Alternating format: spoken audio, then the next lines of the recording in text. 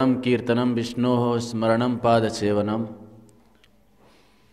अर्चनम वंदनम दास्यम सख्यमात्मनिवेदनम। सप्तम स्कंद के पंचम अध्याय में श्री प्रहलाद जी महाराज ने नवधा भक्ति का निरूपण किया।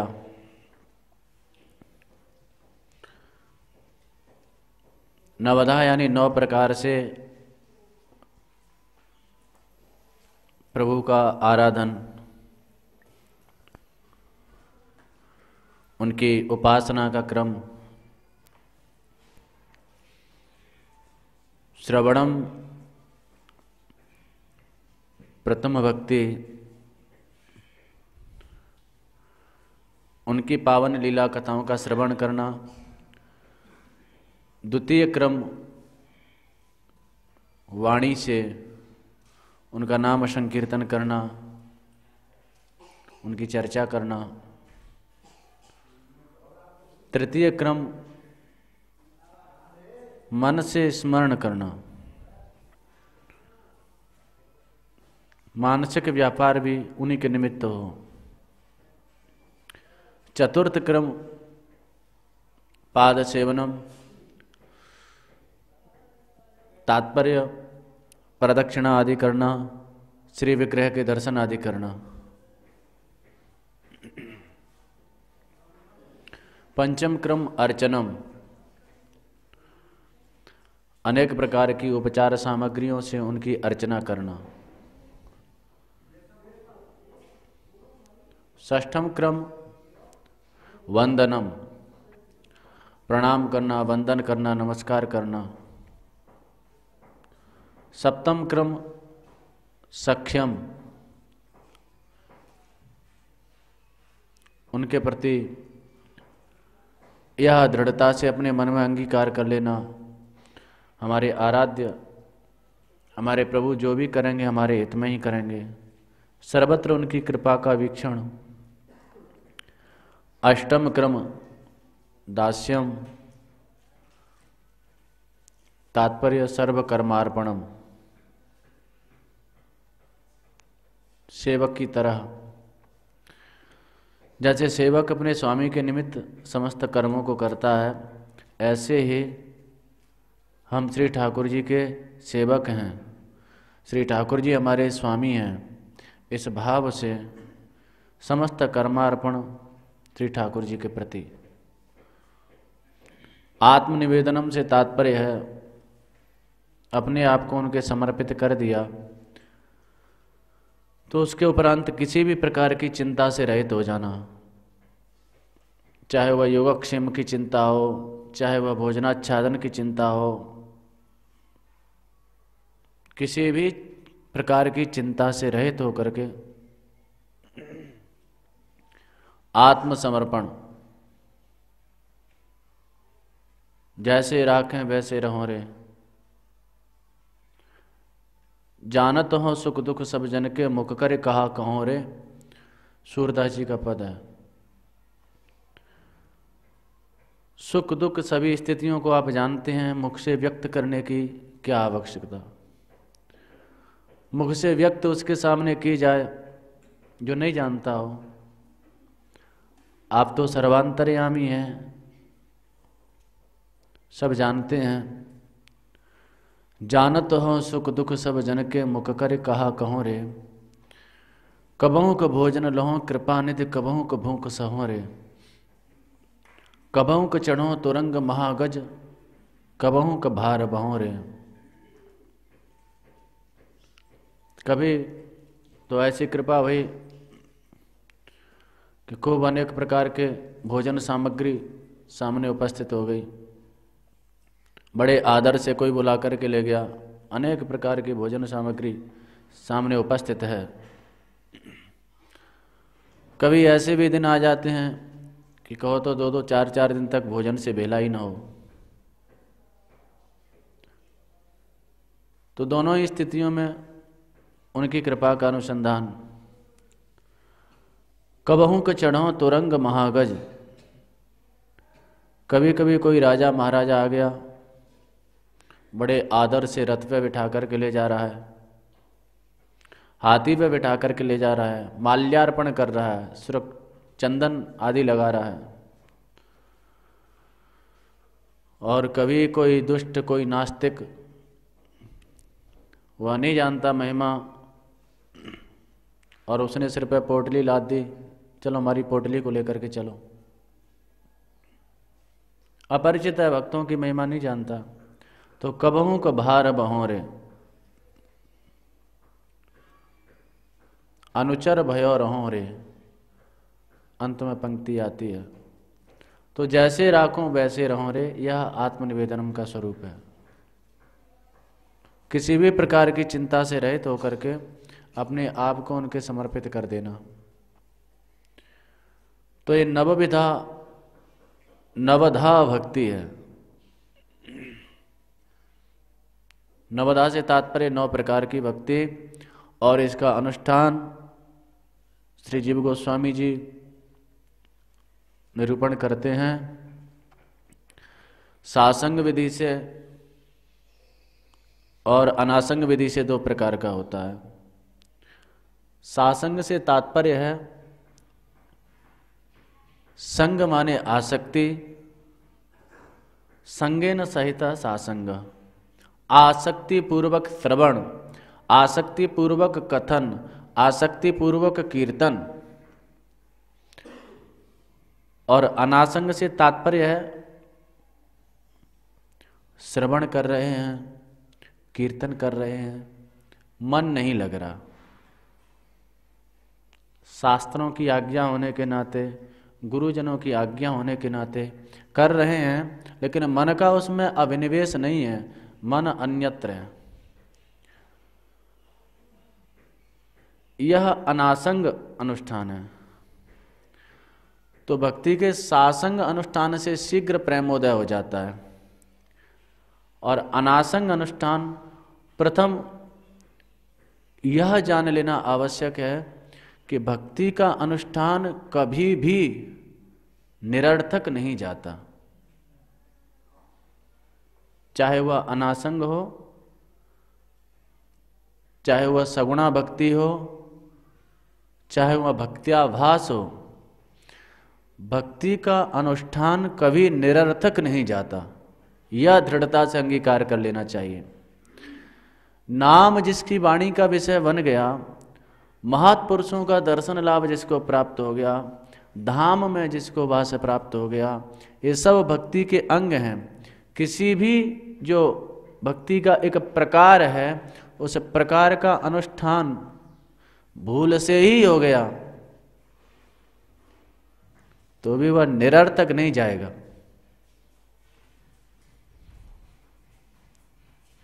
भक्ति का अनुष्ठान, क्योंकि अमोघा भगवत भक्ति, भगवान की भक्ति अमोघ है, कभी निरर्थक नहीं जाती। तो यह दृढ़ता से प्रथम अंगीकार कर लेना चाहिए कि चाहे वह अनासंग हो अथवा भक्त्याभास हो। यहां तक के आचार्यों ने लिखा, सापराध भक्त्याभास हो,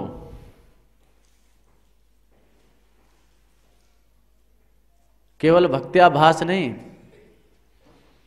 डूब करके कथा कीर्तन कर रहे हैं, यह तो प्रेम लक्षणा भक्ति सासंग अनुष्ठान हो गया।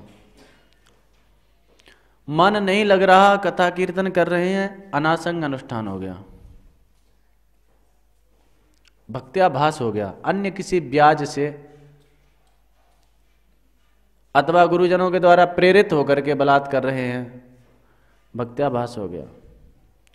सापराध, कोई अपराध भी बन गया। अपराध युक्त से तात्पर्य, ऐसे उद्धरण शास्त्रों में प्रयुक्त हैं। श्री जीव गोस्वामी जी ने भक्ति संदर्भ में इनका निरूपण किया। जैसे भक्त्याभास, भक्ति का हमारा लक्ष्य नहीं था, हो गई। जैसे जीव गोस्वामी जी एक उदाहरण लिखे बृहन नारदीय पुराण का। एक बहेलिये ने एक बाज को बाण मारा,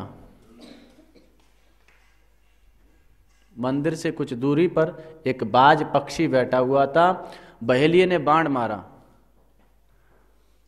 बाण मारा तो वह गिर पड़ा।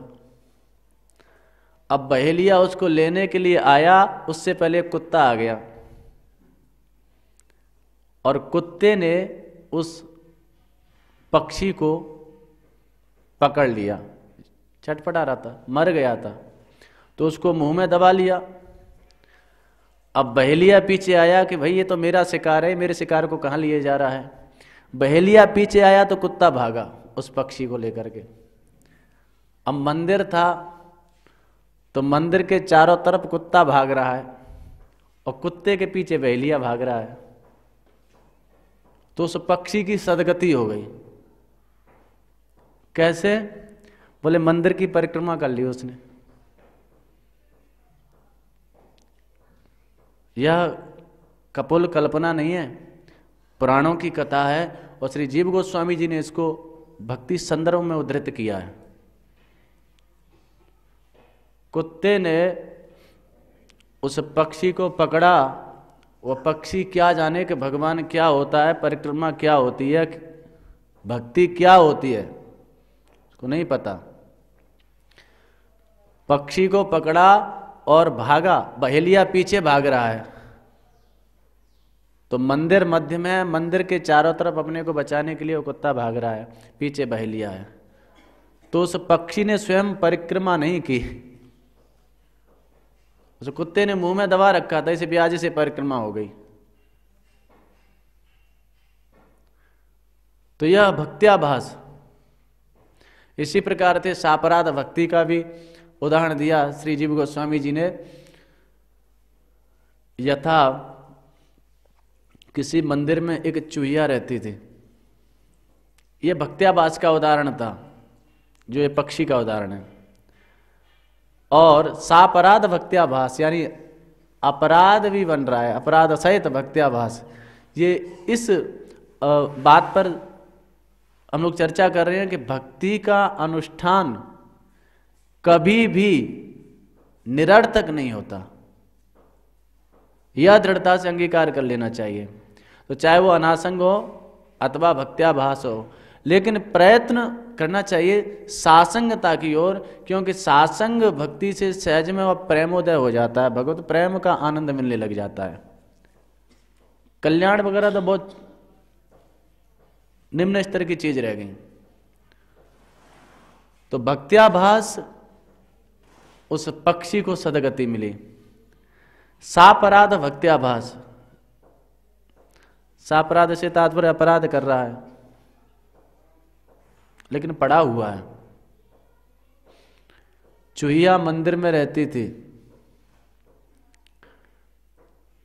ठाकुर जी मंदिर में विराजे हुए हैं, चूहे भी हो जाते हैं। तो ठाकुर जी के सामने पुजारी जी प्रतिदिन दीपक जलाते थे, तेल का दीपक। चूहिया को लत लगी हुई थी, चूहिया आई और दीपक में से तेल पीने लग गई।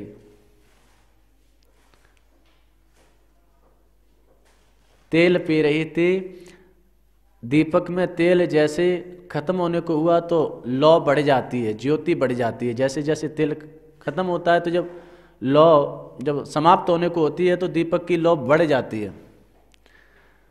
तेल पी रही थी, तो ये तेल पीना क्या हुआ? अपराध ही तो कर रही है, दीपक बंद हो जाएगा। और तेल उसके मुंह में लग गया, दीपक की लौ बढ़ी, चूहिया का मुंह जल गया और वहीं ठाकुर जी के सामने वह मर गई। तो जीव गोस्वामी जी लिखते हैं कि आगामी जन्म में वही चूहिया एक रानी बनी, उसी के प्रताप से। सापराध भक्त्याभास है, इसमें संदेह नहीं करना चाहिए किसी प्रकार का। भक्ति की ऐसी महिमा है, ये सापराध भक्त्याभास है। जल गई चूहिया, छटपटा के मर गई हुई। और चूंकि ठाकुर जी के सामने ठाकुर जी के विग्रह श्री ठाकुर जी विराजमान है मंदिर में, तो उनके सामने देह त्याग किया। तो उस सापराध भक्त्याभास के प्रभाव से द्वितीय जन्म में वह एक भक्ता रानी भई और प्रतिदिन श्री ठाकुर जी को दीप दान करती थी और श्री ठाकुर जी को उसने प्राप्त किया। तो यह सापराध भक्त्याभास का प्रभाव। तात्पर्य, भक्ति का अनुष्ठान जिसने कर लिया, श्रवण कर लिया, कीर्तन कर लिया, स्मरण कर लिया, अर्चन कर लिया, किसी ब्याज से ही कर लिया, किसी के द्वारा प्रेरित होकर के कर लिया, एक क्षण ही कर लिया, वह निरर्थक नहीं जा सकता। अन्य बातें निरर्थक हो सकती हैं।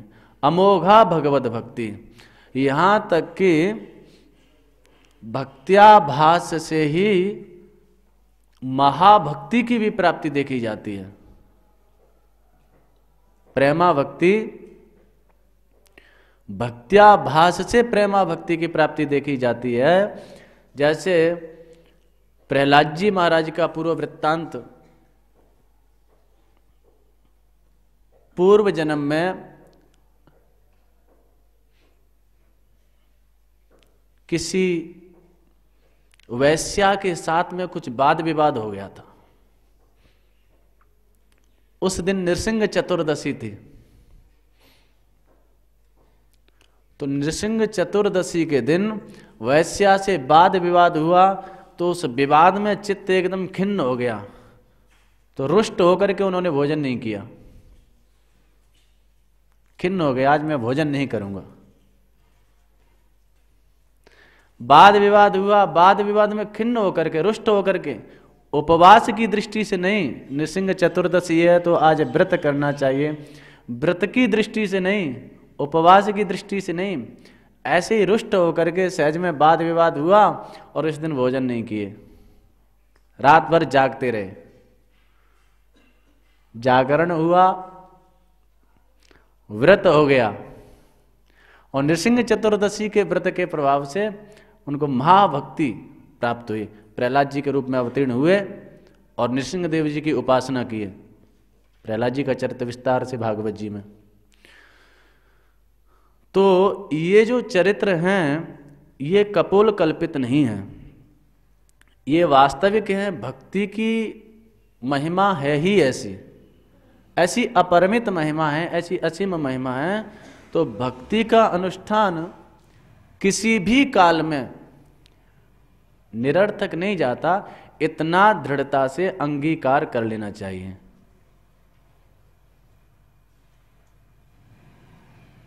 तो अनासंग भक्ति का अनुष्ठान है। तो अनासंग भी सासंगता की ओर शनै शनै जैसे जैसे उसका क्रम बढ़ेगा, आरंभिक अवस्था में प्रायः अनासंग ही अनुष्ठान होता है, आरंभ की अवस्था में प्रायः भक्त्याभास ही होता है, शुद्धा भक्ति और सासंग अनुष्ठान। तो पूर्व का कोई ऐसे भक्ति के साथ जिनका संबंध है, अथवा कोई विशेष महत् कृपा प्राप्त जीव है, अथवा भगवत कृपा प्राप्त जीव है, विशेष जिसको प्राप्त है, तो उसका वह सासंग अनुष्ठान शीघ्र सिद्ध हो जाता है। तो आरंभ की अवस्था में अनासंग अनुष्ठान भी चल रहा है। तो प्रथम तो यह मन में धारण कर लेना चाहिए कि वह भी निरर्थक नहीं है, शनै शनै सासंगता की ओर वह बढ़ता चला जाएगा।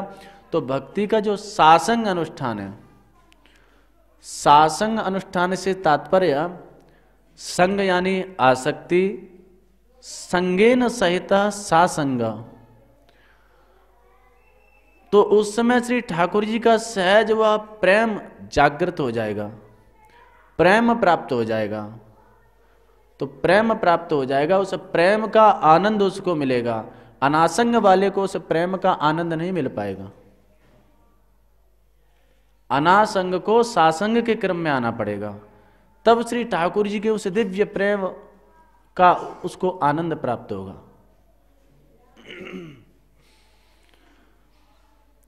जैसे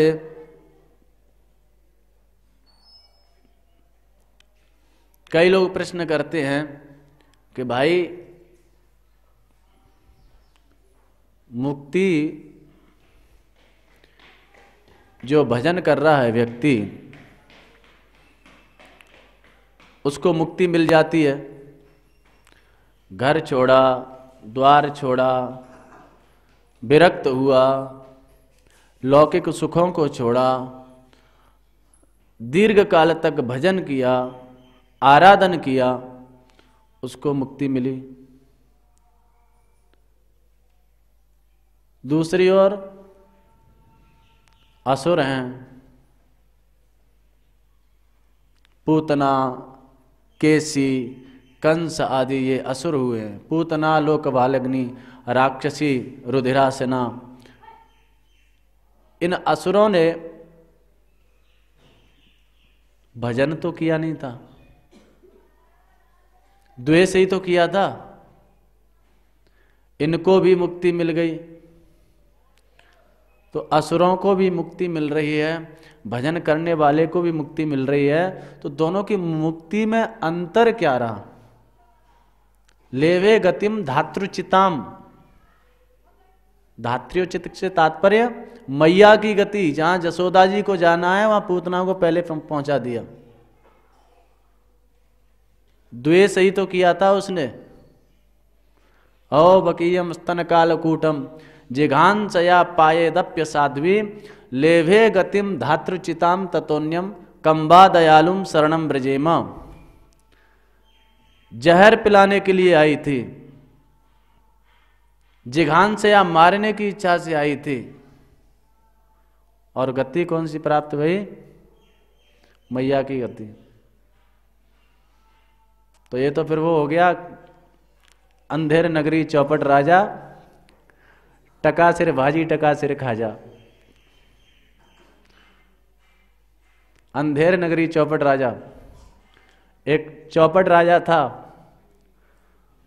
वहां कोई गुरु शिष्य पहुंचे, पहलवान थे उस नगरी में।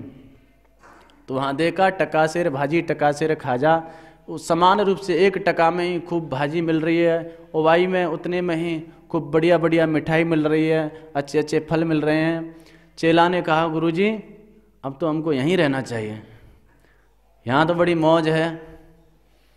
गुरुजी ने कही देख यहाँ पर कोई संकट भी आ सकता है, क्योंकि यहाँ का राजा मूर्ख है, कोई समस्या भी आ सकती है, इसलिए अधिक काल तक नहीं रहना चाहिए। चेला का चित्त चिपक गया, बोले ना गुरुजी हम तो यहीं रहेंगे, देखो यहाँ सब चीज टका शेर, एक टका में ही सबरी वस्तुएं प्राप्त हो जाती हैं। गुरुजी ने कहा ठीक है तुम रह जाओ, कोई समस्या आए तो हमको याद कर लेना।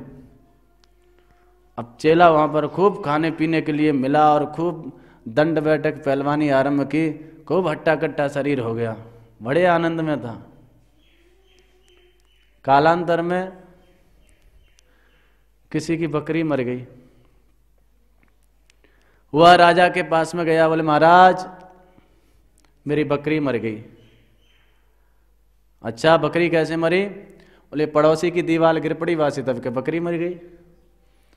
अच्छा उस पड़ोसी को पकड़ के लाओ, उसको फांसी की सजा दी जाएगी। पड़ोसी को पकड़ के लाए, पड़ोसी बेचारा आया कांपते हुए। पड़ोसी ने कहा महाराज मेरा दोष नहीं है, वो कारीगर ने भीत ही ऐसी बनाई कि वह गिर पड़ी। तो बोले उस कारीगर को पकड़ के लाओ। कारीगर को पकड़ के लाए, बोले महाराज मेरा दोष नहीं है इसमें। तो बोले जो मजदूर थे, जो पानी जिन्होंने मिलाया था, मसाला जिन्होंने बनाया था, उन्होंने मसाला ऐसा ढीला बना दिया कि दीवार ऐसी कमजोर बन गई। मजदूर को पकड़ के लाओ, उसको फांसी दी जाएगी। मजदूर आया, मजदूर ने कहा महाराज मेरा दोष नहीं है, उसमें कोतवाल की सवारी जा रही थी तो मेरा मन उधर चला गया, पानी ज्यादा गिर गया, मेरा क्या दोष? तो बोले कोतवाल को पकड़ के लाओ, उसको फांसी दी जाएगी। कोतवाल आया, अब बेचारा घबराया, बोले नहीं इसी को फांसी दी जाएगी। उधर फांसी का समय निश्चित हुआ, फंदे पर लटकाने का प्रयत्न किया तो फंदा थोड़ा सा बड़ा था, उस कोतवाल का गला छोटा था, पतला था। सेवकों ने कहा महाराज ये तो गड़बड़ हो गया। बोले क्यों? बोले कोतवाल की गर्दन है पतली और फंदा है बड़ा। राजा ने कहा तो इसमें पूछने वाली बात क्या है, कोई हट्टा कट्टा व्यक्ति पकड़ लाओ। जिसकी गर्दन इस फंदे में आ जाए ऐसे व्यक्ति को पकड़ लाओ। इसमें पूछने की बात, अरे हमको तो फांसी ही तो देनी है, किसी को पकड़ लाओ। सेवक लोग गए तो देखा वही पहलवान जी दंड लगा रहे थे, चेलाराम जी। बोले यह अच्छा है व्यक्ति, पकड़ के ले आए, बोले चलो इसको फांसी देंगे। अब तो बेचारा घबरा गया, गुरुजी को याद किया। गुरुजी आए, गुरुजी ने कहा देख चेला, मैंने पहले ही कही थी यहाँ पर समस्या आ सकती है, चल अब कोई बात नहीं, इस समस्या से बचने का एक उपाय है, परस्पर में हम विवाद करेंगे। मैं कहूँगा कि पहले फांसी पर मैं चढ़ूंगा, तू कहना कि नहीं फांसी पर पहले मैं चढ़ूंगा। दोनों ने परस्पर में विवाद आरंभ किया। बोले नहीं पहले फांसी पर मैं चढ़ूंगा, मैं गुरुजी हूँ। चेला ने कहा नहीं पहले मैं फांसी पर चढ़ूंगा। राजा ने कहा ये बात क्या है, दोनों लड़ क्यों रहे हैं? गुरुजी से पूछा क्यों भाई, तुम परस्पर में फांसी पर चढ़ने के लिए इतना विवाद क्यों कर रहे हो? बोले महाराज अब आप पूछ ही रहे हैं तो हम बताते हैं, वैसे बताने की बात तो है नहीं। बात ऐसी है महाराज कि ये मुहूर्त ही कुछ ऐसा है, इस मुहूर्त में जो फांसी पर चढ़ेगा इंद्र का सिंहासन खाली पड़ा हुआ है, इंद्र का सिंहासन उसको प्राप्त होगा। राजा ने कहा अच्छा तुम भी साइड में हटो, तुम भी हटो, फिर तो फांसी पे मैं चढ़ूंगा।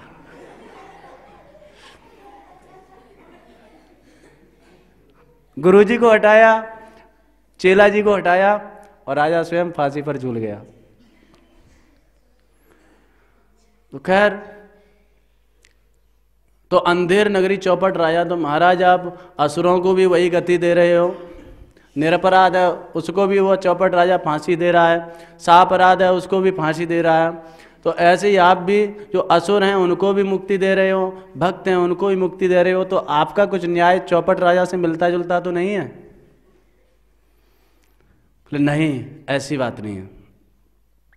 धात्र्युचिताम, जो धात्र्योचित गति प्राप्त हुई पूतना को, मुक्ति असुरों को भी प्राप्त भई, मुक्ति भक्तों को भी प्राप्त भई, लेकिन जो भजन का, जो भगवत प्रेम का एक आनंद है, जो ठाकुर जी की बाल लीलाओं का आनंद, उनके वात्सल्य से लाड़ लड़ाया जसोदा मैया ने, जो आनंद जसोदा मैया को मिला हुआ आनंद पूतना को नहीं मिला, और मिल भी कैसे सकता है?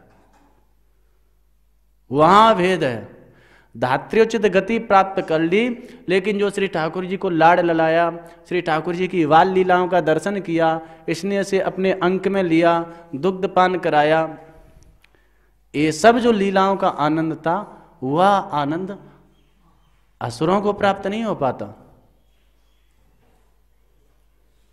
उदाहरण से समझिए, जैसे गंगा जी में स्नान करने के लिए जाते हैं लोग, गंगा दशहरा कब पड़ता है? जेठ में पड़े, बढ़िया गर्मी पड़ती है जब एकदम प्रचंड किरणें सूर्य की, उसमें गर्मी के समय पे गंगा दशहरा पड़ता है। मकर संक्रांति कब पड़ती है? 14 जनवरी की पड़ती है, 14 जनवरी की, 14 जनवरी की मकर संक्रांति पड़ती है। और उधर जून में, जेठ के महीना में गंगा दशहरा पड़ता है। अब दोनों पर्वों पर लोग गंगा जी में नहाने के लिए जाते हैं। मकर संक्रांति वाले भी गंगा जी में डुबकी लगाएंगे, गंगा जी में नहाएंगे। गंगा दशहरा वाले जो गए हैं जून के महीने में, वह भी गंगा जी में नहाएंगे, डुबकी लगाएंगे। गंगा में नहाने का जो महात्म्य, जो महिमा वर्णन है, वह दोनों को प्राप्त हुआ उसका फल। पाप का नाश और पुण्य की प्राप्ति। जो मकर संक्रांति वाले दिन नहाया था, उसके भी पाप का नाश हुआ और उसको पुण्य की प्राप्ति भई। जो गंगा दशहरे वाले दिन नहाया था, उसके भी पाप नष्ट हुए और उसको भी पुण्य की प्राप्ति भई। भक्त ने भजन किया, संसार छूट गया, भगवान की धाम प्राप्त हुआ। असुर ने भजन नहीं किया, द्वेष किया, मारने का प्रयत्न किया, उसका भी संसार छूट गया, भजन की प्राप्ति, वो भगवत धाम की प्राप्ति। भेद क्या रहा? बोले देखो, गंगा जी में स्नान दोनों ने किया, लेकिन जो आनंद गंगा जी में नहाने का, गंगा दशहरे वाले दिन जिसने स्नान किया था, जो आनंद जेठ के महीने में नहाने का उसको मिला था, वह मकर संक्रांति वाले व्यक्ति को नहीं मिलेगा। क्योंकि मकर संक्रांति के दिन पड़ती है सर्दी, और बेचारा भूल से नहाने चला भी जाएगा पर्व लेने के लिए, तो जल्दी से एक डुबकी लगा करके बाहर आ जाएगा, कंबल ओढ़ करके बैठ जाएगा। नहाने का आनंद उसको नहीं मिलेगा। गंगा जी की शीतल लहरें, स्वच्छ जल, उसमें जो नहाने का आनंद उसको नहीं मिला। पुण्य तो ठीक है, जो मिला सो मिला, लेकिन गंगा दशहरे का दिन है, गर्मी पड़ रही है, उस समय गंगा जी का शीतल जल, स्वच्छ जल प्रवाहित होकर के आ रहा है, और उसमें गंगा जी में हम लोग नहा रहे हैं, तो उस दिन कितना आनंद आएगा। गंगा जी से निकलने का मन करेगा, बार बार उसमें डुबकी लगाएंगे, बार बार जल में ही रहने का मन करेगा। तो स्नान दोनों ने किया, चिंतन दोनों ने किया। असुर भी द्वेष भाव से चिंतन करते हैं और उनको भी मुक्ति मिली। भक्त भी चिंतन कर रहा है प्रेम भाव से, उसको भी मुक्ति मिली। अंतर क्या रहा? बोले अंतर यह है कि जो उसको भजन करने में जो आनंद प्राप्त हुआ, भजन का भी तो एक आनंद होता है। नहीं तो भजन के आवेश में बड़े बड़े राजा महाराजा महात्मा लोग बड़े बड़ी सुख सुविधाओं को छोड़ करके और भजन में, भजन कार्य में अवस्थित होते हैं, तो उनको कुछ तो मिलता होगा। तो जो भजन का एक आनंद है, भजन की भी एक मस्ती है, वह जो उस प्रेमी भक्त को प्राप्त होती है, वह उनको प्राप्त नहीं होती। धात्र्योचित गति प्राप्त कर ली, लेकिन धात्री जो मैया जसोदा को जो आनंद, जो लाड़ लड़ाने का अवसर, जो वात्सल्य लीलाओं का जो रस प्राप्त हुआ, वह तो पूतना आदि को प्राप्त नहीं हुआ। तो कहने का तात्पर्य, सापराध भक्ति हो, भक्त्याभास हो,